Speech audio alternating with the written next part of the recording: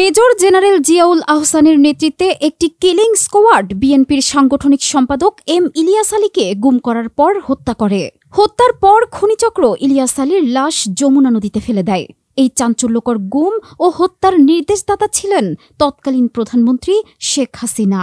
আমার দেশের অনুসন্ধানে এসব তথ্য। সম্প্রতি এ বিষয়ে আরও তথ্য থাকছে আজকে আমাদের এই ভিডিওতে। রাজনৈতিক অঙ্গনের নানান ইতিহাস ও তথ্য পেতে আমাদের চ্যানেলটি সাবস্ক্রাইব করে বেল বাটনটি প্রেস করে রাখুন। আমার দেশের সংবাদে বলা হয়, আন্তর্জাতিক অপরাধ ট্রাইব্যুনালে ১৬৪ ধারায় দেওয়া স্বীকারোক্তিতে র্যাব সদস্য সার্জেন্ট তাহিরুল ইসলাম ইলিয়াস আলীকে অপহরণের নির্মম ঘটনার বর্ণনা দিয়ে এ চাঞ্চল্যকর তথ্য দেন। স্বীকারোক্তিতে তাহিরুল বলেন, জিয়াউল আহসানের নির্দেশে ঘটনার রাতে শেরাটন হোটেল থেকে তিনি ইলিয়াস আলীকে অনুসরণ করেন। মহাখালী পৌঁছার পর জিয়াউল আহসান নিজেই আরেকটি টিম নিয়ে ইলিয়াস আলীর গাড়ি অনুসরণ করেন। ইলিয়াস আলীর গাড়ি বনানীর ২ নং সড়কের বাসার সামনে পৌঁছার আগেই বনানীর সাউথ পয়েন্ট স্কুলের সামনে তাকে তুলে নেওয়া হয়।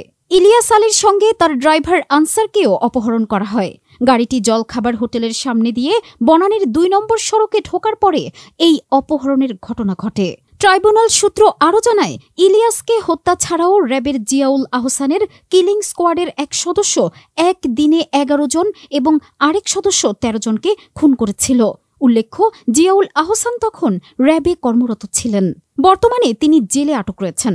আন্তর্জাতিক অপরাধ ট্রাইব্যুনাল ও গুম তদন্ত কমিশন সূত্রে আরও জানা গেছে, ইলিয়াস আলীকে অপহরণের সঙ্গে জড়িত ২ জন সেনা সদস্য বর্তমানে সেনাবাহিনীতে রয়েছেন।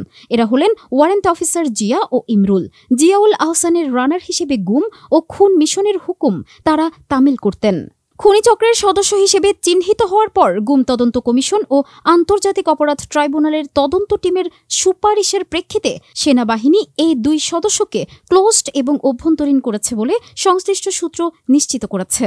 ২০১২ সালের ১৭ এপ্রিল সন্ধ্যার পর দলীয় নেতাকর্মীদের নিয়ে ইলিয়াস আলী সভা করেন তৎকালীন শেরাটন হোটেলে, বর্তমান ইন্টারকন্টিনেন্টাল হোটেল। সভা শেষ করে রাত ১১টায় তিনি বের হন এবং গাড়িতে করে বাসায় যাচ্ছিলেন। অপহরণের লক্ষ্যে জিয়াউলের নির্দেশে শেরাটন থেকেই অনুসরণ করছিলেন র্যাবের সদস্য সার্জেন্ট তাহিরুল ইসলাম। তাকে চিহ্নিত করেছে আন্তর্জাতিক অপরাধ ট্রাইব্যুনালের তদন্ত টিম। তাকে তদন্ত কমিটিতে আনা হয়। জিজ্ঞাসাবাদের পর আন্তর্জাতিক অপরাধ ট্রাইব্যুনালে ১৬৪ ধারায় তিনি স্বীকারোক্তিমূলক জবানবন্দি দেন। জবানবন্দিতে তিনি উল্লেখ করেছেন, আমার দায়িত্ব ছিল শেরাটন থেকে অনুসরণ এবং বেতার বার্তায় গতিপথ জিয়াউল স্যারকে জানানো। নির্দেশনা অনুযায়ী তিনি ইলিয়াস আলীর গাড়ি অনুসরণ এবং প্রতিটি মুহূর্তে গাড়ির গতিপথ জিয়াকে অবহিত করা। মহাখালী পৌঁছার পর ইলিয়াস আলীর গাড়ি সরাসরি অনুসরণ শুরু করেন জিয়ার টিম। মহাখালী জলখাবার হোটেলের অদূরে বনানীর ২ নম্বর সড়কে গাড়িকে ধাক্কা দিয়ে থামানোর পর ড্রাইভার আনসার সহ ইলিয়াস আলীকে অপহরণ করে এই টিমের সদস্যরা। এরপরই জিয়া তাহিরুলকে বলেন, তোমার ডিউটি শেষ, চলে যাও। নির্দেশনা অনুযায়ী দায়িত্ব শেষে তিনি ফিরে যান। জিয়ার টিম ইলিয়াস আলীকে নিয়ে যাওয়ার পর কি হয়েছে সেটা তিনি বলতে পারবেন না। আন্তর্জাতিক অপরাধ ট্রাইব্যুনালের তদন্ত সংশ্লিষ্ট সূত্র জানায়, ইলিয়াস আলীকে অপহরণের পর হত্যা করা হয়েছিল। হত্যার পর তৎকালীন র্যাব কর্মকর্তা এবং পরবর্তী সময়ে সেনাবাহিনীতে পদোন্নতি পেয়ে মেজর জেনারেল হওয়া জিয়াউল আহসান অফিসে ফিরে স্বস্তি ও আনন্দ প্রকাশ করেছিলেন। বলেছিলেন, আজ বড় একটি অপারেশনে সাকসেসফুল হলাম, শেষ করে তাকে যমুনায় ফেলে দিয়ে এসেছি।